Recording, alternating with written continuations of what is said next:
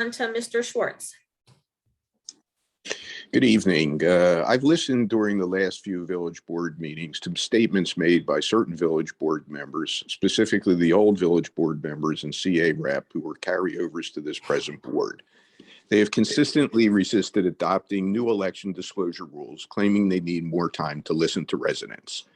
Clearly, the special election committee process was widely open to the public, and so have been the recent meetings of the village board.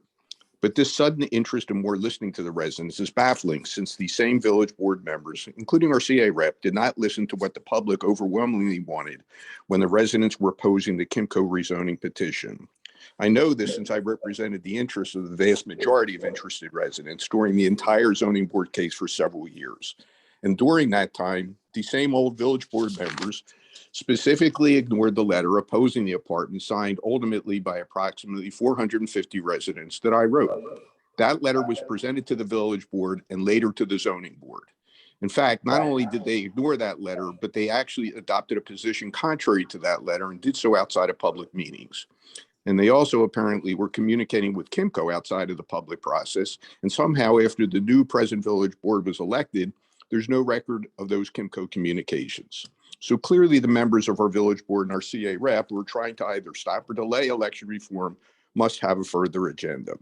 Therefore, I must ask all village board members to please disclose if you have ever received funds from Kimco, ardent supporters of Kimco, or parties acting on behalf of Kimco. The same is true for Howard Hughes and the Rouse Project, since Howard Hughes has stated that its goal is to take monopolistic control of Columbia. And according to public reports, they are contributors to the Rouse Project, which has tried to influence Columbia elections. Finally, I asked specifically Mr. Evelyn a question.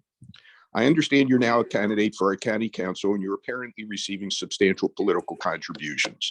You've repeatedly raised conflict of interest issues for the city. So I ask you, are you receiving political contributions from persons or entities connected to Kimco, the Rouse Project, Howard Hughes, or any of their supporters, directly or indirectly? But regardless of your answer, why is it not a conflict of interest, or at least the appearance of a conflict of interest, for you to be participating in Village Association election disclosure, expenditure, and contribution rules when you are obviously soliciting and accepting contributions in your campaign from whatever sources? I would respectfully suggest you recuse yourself. Thank you. Now, this is where I get to respond. So, Mr. Schwartz, I know this is difficult to you and the other people that spoke earlier with regards to the fact that there are dissenting voices. I also know, Mr. Schwartz, that you've had this fascination with me since I've been working with Howard County government. And even though I'm an officer of the court and I've made representations and I've gotten the appropriate sign off from the Ethics Commission, that is not good enough for you. And I know while you and Mr. DeRoche say things like we wanted to go back to the way things were, let me explain something to you. Howard County, and I know this rubs you the wrong way, but Howard County is changing. It is the second fastest growing county in the state of Maryland. And I know that burns you.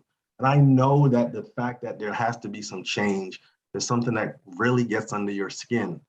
And so because you cannot silence me, and because you do not own me, and because I'm a free grown man, and I don't know why you have issues with me, I can surmise and I can deduce and I can assume some, the same way you and some of your fellow cohorts like to assume hypotheticals and state them as if they're fact. I told you then, and I'll tell you now, I ran a campaign because I was hungrier than some of these other people. I put my money up because I was hungrier than some of these other people. And the fact that you cannot stand it, it really doesn't affect me. Now, you can also go to the campaign, because this is completely inappropriate for you to have brought this up, because as someone in the comments said, this is not the time or the place. But there have been other individuals that have ran for elected office and they were still serving on their specific village board. And I know that that burns you, that you cannot find a way to prohibit me from taking part, that you cannot silence my voice. But understand, Mr. Schwartz, Mr. DeRoche, and the whole ilk of you that are stuck in 1980 Columbia, I'm not going anywhere. Now, if you want to look at my campaign finance reports and realize that, yes, I have raised the most of any council member candidate, incumbent or otherwise, but tell me, have you seen one corporate donation on that? And until you can do that, please take several seats and be humble, like the great rapper Kendrick Lamar said. Thank you. Mr. Evelyn, did you want to answer his question? May I please? So, Ms. You Dean, didn't use up your 3 minutes. Go ahead. So again, this is not the time or the place. But I also will point out, since you want to point out that I'm a candidate for county council, I just want to be very clear. Miss Dean is also recently joined a member of a particular political organization that is very that has their own agenda as well. I'm not bringing that up because it's not appropriate for this forum. It's not appropriate. So, but again, Mr. Swartz, I owe nothing. Like, I don't exist for your type. I never have, and I never will. I know that may burn you a bit, but again, I'm a free man. Well, I find, Mr. Evelyn, I have to start by saying that the lengthy diatribe that you just launched using such terms as hit his 3 minutes. I'm sorry, if I am subject There's to no one personal as more attack, verbose as you, Mr. if Swartz. I am subject to personal attack, then I think it's appropriate for Mr. Would you like Evelyn to go to hear the Hickory my Ridge comment. Village website and see his letter where he keeps where he has where I specifically asked Mr. to be put on the record? I know you want to interrupt. Let's not interrupt each other tonight, please. Oh, now you care about not interrupting each other, but look at he wants to go and talk about me. Thank you. Why don't we start now? Look at the That'd letter. be great. Let's start now. Let's let him finish. Mr. Evelyn, I thought his 3 minutes was up. He had his 3 minutes. He has 30 seconds remaining. If he So was he was interrupted. And I would like to note specifically the tone and tenor of the person that you apparently think you should be during your service is particularly upsetting. You use terms such as burns me, under my skin, hungrier, ilk of us, my type, to characterize specifically legitimate questions that have been raised.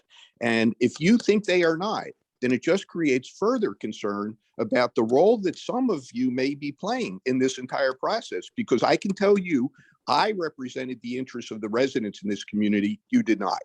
And if you that remaining 30 seconds is now over.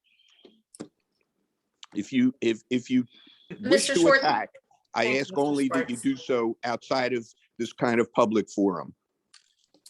All right, so let's move on to Swartz brought this up.